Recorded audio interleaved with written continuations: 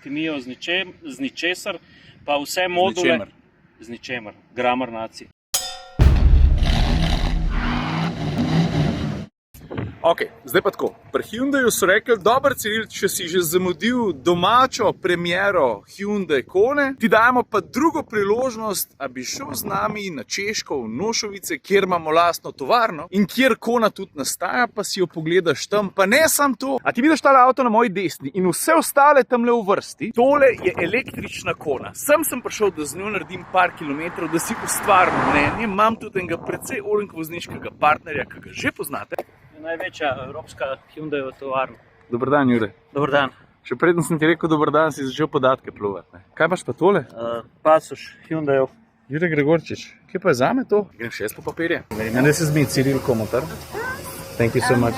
No, zdaj sem pa zares pripravljen. Ok, tole je ta nova Kona. Dragi pridni k meni, prijazno se nasmej, poženi tole konico in povej, kaj o njej. Kjer je vod, stari? A? Drive mode, aha, tako ne imajo. Koliko enih navadnih gumbov, a? Ne, stani. A ti vidiš, koliko midva na razen sediva? Pa res je. A viš ta highlight te nove Kone? Piše, da v B-segmentu SUV, da v drugi vrsti noben avto nima več prostora za rame, kot ta nova Kona. Lahko še nekaj povem v tvoj vlog. Nasa kapo sem uprav, hvala žena, pa hočem povedati, da bo s Cirilom ravno kar speljala iz preddverja najmodernejše Hyundaiove tovarne v Evropi. Nošovice. Made in Europe. Veš, kaj je meni všeč? Zelo mi je všeč, da so pristopili tako, da kljub temu, da je bil avto arhitekturno zgrajen kot električni avto, ponuja raznoliko mobilnost. To je treba kar poudariti, ne? Ponovadi so naredili ta navaden avto, pa pol iz njega izpeljali električnega. Tle so šli pa v kontrasmer. Najprej so naredili električno Kono in iz nje izhajali pa naredili še bencinsko pa hibridno. Zdaj sediva v električni Koni, se pravi baterijski avto, mild hibrid, bencinski motor, pa še vedno ima tudi 4-kolesni pogon. Le, kakšna lepa transformatorska postaja. A bi ti najdel en prostor, da mi dva to slikal? Ciril, I beg you. Ciril, to pa se potrud, pa najdel, kako je lepa trafo postaja. Prav transformatorsko polje. Ne, klele bo dobro, Ciril, lej. Ja, če už od strani naredi. Od strani. Kva fina ročka, stari, da pokažem. Poglej, izbirnik smeri je tukaj pri volanu, pa moram reči, da ko ga tipaš, je res dober občutek, zelo podoben, podobno nenavaden, kot pri Ioniq 5, tako veliko stikalo. Tam pa je se na vprašanje zate, ker nisem pripričan, da veš odgovor. Kje je kle H, Jure? Zakaj so 4 kvadratki? Zakaj ni črke H, kot pri ostalih Hyundaijih? A ti jaz povem? No, coledice. Ne. Če greš na internet, pa vtipkaš Morsejeva abeceda, pa poiščeš črko H, boš najdel 4 kvadratke. Cool. To pa nisi vedel? Ne. Nisi gledal mojega testa Ioniq 5, ne. To pa pol ne veš. Da pa jaz zdaj Gregorčiča, kje naučim se, pa tudi zgodi pogosto. A le, se smo glih pod kabli, stari, si to pa dobro, ej. Snem, stop naprej malo. Kar snemi se v čevlje. Ne, čak, no. Kar pogumno. Kaj pa je? Noč ni kače, zdaj si preveril. Pa daj se sveti. Jaz bom še klera naredil eno z... Ta bo dobra fotka, veš. Nekaj si še hotel povedati? Tu je vse osvetljen LED kanal, glavna žarometa sta pa seveda na stranek. Je tebi to seksi? Da na tem avtu mi je seksi, všeč mi je tudi, da se enaka tema nadaljuje zadaj, tudi zadaj imaš recimo luč čez cel zadek. Poglej, vidiš, še razpotegnjena čez cel zadek. Nekaj pa me zdaj pri tej Koni zmoti. Ta čist clean design, zakaj hudiča mora biti vrata za polnjenje elektrike tukaj spredi? Se strinjam. Tako je ena mala srnca, ki ni, naprimer, ki se zgodi včasih, ne. Če kle zadeneš, je takoj vtikač lahko poškodovan. Tu moramo pa kakšnega strokovnjaka vprašati, kako pa zakaj se odločijo, ali je vtičnica spredaj, ali je na bokih, ali v zadnji na bokih. Jure, kufer. 400 plus litrov. 466. Ampak tako v generalu za tretjino prostornejši, takole čez prst 105 litrov, ampak jaz ne govorim rad v litrih. Prtlažnik, ki pritiče kompaktnemu razredu. Tu gre skupaj z vsem tistim, ki so prej govorila o več prostorov v kabini. Ne pozab, Kona je daljša od prejšnje za 17 cm pa pol. Za 6 cm je daljše medosje, za okrog 2 cm pa tudi više pa širše. Pa se valjda to pozna tudi. Koliko si ti visok? 175. No, 175 je Ciril, ima zdaj zid nastavljen, se grem pa vzad, vsest pa boste videli, on bo pa telefon prinesel. Pisam. O tem govorimo. Pa če bi tukaj sedel visok voznik 185, pa če gre sedežom nazaj 3-4 cm, je to še vedno tako. Imamo pa 220 vtičencev, 250 V, 16 A, ampak to še ni vse. Ne? Hyundai so avtomobili, ki elektriko ne samo uporabljajo, ampak tudi delijo. Od spredaj iz pogonskega akumulatorskega sklopa, v najnem primeru je to dobrih 64 kWh, lahko elektriko tudi cukneš ven, prepneš zunanjega porabnika in imaš, ne vem, za električno kolo filt, recimo. Pejte na Instagram od Motorevije pogledati, jaz sem tam gor pripel celo prikolico, vse je delalo. Na kjer avto? Ionika 5. Ampak ista funkcija. Tako, jaz pa Jure so zdaj v novi koni že nekaj povedala, pravzaprav kar velik, zdaj greva pa na ogled tovarne. Potem ti pokažem pa še kokpit in razložim, na kakšen način me je pozitivno presenetil. A mi lahko veš, kje bo tovarna? 1500 avtov na dan, vsakih 45 sekund pride nov avto. Ta človek ve vse. 540 robotov, 45% vseh izdobavljenih avtov naložijo na vlak. Na eno kompozicijo gre 228 avtomobilov, ostalih 65 gre pa na kamion. Dosti je, ne? Šlepar poln šlepar iz te tovarne tehta pa 42 ton.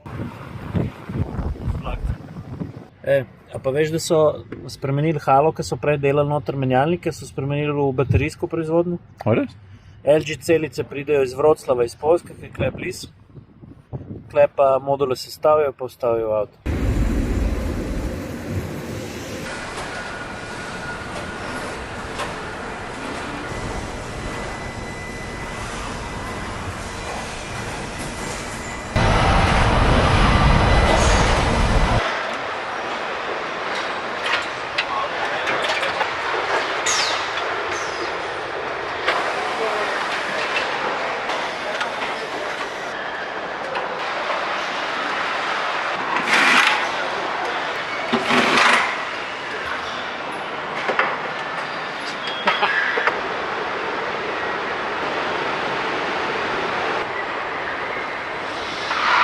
Tovarno smo obdelali in zdaj je na vrsti to, kar sem ti hotel pokazati, kokpit. Poglej, po osnovnem občutku teh vibracijah, ki jih tale kokpit oddaja, moram reči, da malo spominja na Ioniq 5, kar tudi približno ni slabo. Predvsem pa opravka imamo z zelo sodobnim, naprednim avtomobilom v praktično vsakem pogledu. Ampak ja, stari moj, pri Hyundaiu se dobro zavedajo, da klasična stikala ne samo na volanu, tudi na armaturni plošči še zdaleč niso za odpad. In zato so jih v velikem številu tudi zadržali in to štejem kot plus, ker skoraj osvežujoče je, da ti najdeš sodoben avto s klasičnimi tipkami.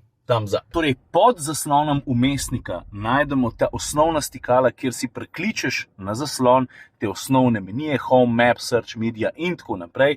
Pod njim klimatska naprava s klasičnimi stikali na levi in desni strani zaslona, nastavljanje temperature, pa površina za brezžično polnjenje telefona. Pod tem pa seveda klasično to vrtljivo stikalo Drive Mode za nastavljanje voznih programov. To stikalo pa potem obkroži še 8 dodatnih stikal. Gretje sedežev, ventiliranje sedežev, gretje volana, auto hold, parkiranje, gretje hlajenje na drugi strani, pa spet parking senzorji. Armaturki kraljujeta pravzaprav dva zaslona, ki sta na prvi pogled videti kot en podolgovat. Pri volanu Amerike niso odkrivali kombinacija klasičnih stikal. Všeč mi je, da piano plastike v tem avtomobilu ne boš našel. Pa potem med sedežema ogromno odlagališče, ki lahko prevzame tudi funkcijo cup holderja z enim pritiskom oziroma dvema. Pa tukaj zadaj še dodatni cup holder, oziroma prostor za druge reči, recimo ključe, drobnarije, pa tukaj še eno odlagališče, ki se ga da pokriti, da kakšno stvar skriješ. Sam dizajn armaturne plošče, materiali, jaz mislim, da je to tam, kjer mora biti glede na segment, vse skupaj je zelo dobro sestavljen, tale detalj mi je všeč. Poglej, zaključek tukaj je, a je tole zvočnik? Jaz mislim, da ja. Zgleda dober, mi je všeč. Pa tale Drive Mode sploh še sprobo nisem, da vidim, kaj mi ponuja. Aha, eko, normal, sport, pa snov. To je to, kar se kokpita tiče, o prostornosti druge vrste pa kufra so z Juretom že povedala, to, kar smo morala. Pol ti bom pa malo tudi povedal o tem, kakšno baterijo se da dobiti, koliko dosega bo na štromu in tako naprej. Kaj zanima me, kaj sploh za videti? Kaj tale plata, ali je to, čak mal. A to si vedel ti? Kaj pa jaz že skozi govorim, zakaj jaz vedno kritiziram evropsko avtomobilsko industrijo, kar se električne arhitekture tiče. Zadnjič sem pri eni znamki vprašal, zakaj od spred ne dajo prtljažnika, ker meni se zdi to ful dobro. Vse to ni pravi prtljažnik, ampak za kabel spraviti je pa odlično. Imaš umazan, moker kabel, je plastično, lepo daš not, pa je vse spakirano. In zadnjič so mi pri eni znamki rekli, da nimajo odspred prtljažnika zaradi varnosti pešcev. Jaz se skoraj upam trditi, da bo ta Kona dobila 5 zvezdic, evra in kap, pa tam odspod vidimo je tudi prilagodljiv pokrov. Pa če midva tu še enkrat zapreva, ne? Tudi višina avtomobila, tako da ne kupam te razlage, da odspred ne more biti prtljažnika, ker je pol avto previsok, pa je za pešce nevaren. Tudi pri Porscheju se s tem ne strinjajo, pri Tesli se s tem ne strinjajo, pri Hyundaiu se s tem ne strinjajo, pri Fordu se s tem ne strinjajo, vsi imajo tudi odspred prtljažnik. So pa znamke, ki nimajo. So z Juretom najdla en tak dober spot za ene par fotk narediti, ampak nič niso povedala pa še uporabiti, tako da Jureta zdaj počakam, ko on ve vse tiste številke na pamet, jaz pa bolj švoh. Tega človeka se vedno čaka, veš. Pravim, da te moram vedno čakati. Veš, ko lepo diha. To se pravi, ko govorimo o električni Koni, sta izvedenki tako kot običajno pri veliki električni avtomobili dve, kar pomeni, da govorimo o dveh kapacitetah baterij. Ta večja ima kapaciteto koliko? 66? A ne 68? 68. 66, jaz vedno dam 2 kWh iz rezerve. Za koliko? Dobrih 500 km dosega tista manjša? 513. Zakaj pa prekinjaš? Koliko pa manjša? 48. Za koliko kilometrov dosega? 377. Ampak bolj pomembna je pa številka, ki smo midva dosegla. 14,2 kWh. Kar je v bistvu odličen rezultat. Ampak Hyundai so bili več ali manj vedno bolj varčni, oziroma kar najbolj varčni električni avtomobili. Že od začetka, od Ionika, ne? Ta prvega Ionika. Jaz imam sodelavca, ta prvega Ionika vozil. On se pozim s 13,2 kWh vozil. Je to sploh mogoče? Je se pa pa res zdaj lahek pa mehen. Ko se pa ta avto pripravi, ki ti veš, pa mu poveš, da bo šel tankati, on kaj naredi za to? Vse naredi, ko govorimo o bateriji. Termični nadzor, predgretje, pri minus 35 naj ne bi bilo težav z kemijo, z ničesar, pa vse module... Z ničemer, grammar nacij. Pa vse module v tej tovarni sestavijo, ko smo bili danes. Pa pomembno je tudi to, da je baterija relativno dobro odporna proti tako imenovanem smrtnem globokem izpraznjenju celic. Kaj to sploh pomeni? Ja, to je zelo velika napaka, ki jo dostikrat naredimo tudi pri električnih kolesih, ne. Se pravi, na pol izpraznjeno baterijo sredi zime daš v mrzlo garažo ali pa kevdr, pa pride do globokega izpraznjenja baterijskih celic in nepovratnega zmožnosti polnjenja. Ne, že malo roka boli. Daj zaključiti s tem, koliko hitro lahko baterijo polniš, to se pravi na DC-ju koliko? 110? 110, 100, 106. Koliko zdaj? Mislim, jaz sem te podatke nehal navajati egzaktno. Zato, ker je malo tudi odvisno, na katero polnilnico, v katerem času priješ, koliko je zasedena, koliko je napolnjena. Pa s kakšno kapaciteto baterije in koliko je baterija segreta oziroma ohlajena. Cen pa še ne vemo, ne? Ampak 100 kW bo na enosmernem toku potegnila Kona. Kekci. Cen pa še ne vemo. Mogoče smo jih do takrat, ko sem jaz ta vlog zmontiral, ne bomo še vedeli, ne? No, cene še ne vemo. Malo bo dražja, kot prej. Jaz ga zdaj še eno sliko naredim. Ok, pojmo. Zato, ker skus me hoče prehiteti v storih. O, stara kolena!